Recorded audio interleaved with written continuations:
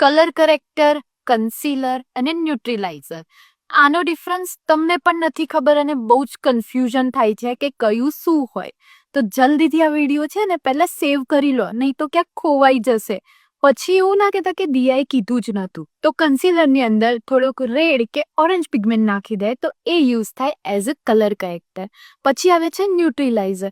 તો ન્યુટ્રીલાઇઝિંગમાં કેવું હોય કે તમારું જે સ્કિન ટોન છે એનાથી 2 શેડ ડાર્ક કે તમારા એક્ઝેક્ટ સ્કિન ટોનનું જે કન્સીલર હોય એને એઝ અ ન્યુટ્રીલાઇઝર યુઝ કરે. એ એક પ્રોસેસ છે, એવી કોઈ પ્રોડક્ટ નથી હોતી ન્યુટ્રીલાઇઝિંગની. તો જે ફેર સ્કિન ટોનનું ક્લાયન્ટ છે તો એનામાં કેવું હોય કે જે મીડિયમ સ્કિન ટોનનું કન્સીલર છે એ પણ એઝ અ ન્યુટ્રીલાઇઝિંગ ચાલી જાય. અને પછી આવે છે 2 શેડ લાઇટ કન્સીલર. તો એને તમે હાઇલાઇટિંગમાં પણ યુઝ કરી શકો. તો જલ્દીથી મને કમેન્ટ સેક્શનમાં કહો કે તમને સમજમાં આવ્યું કે ના આવી.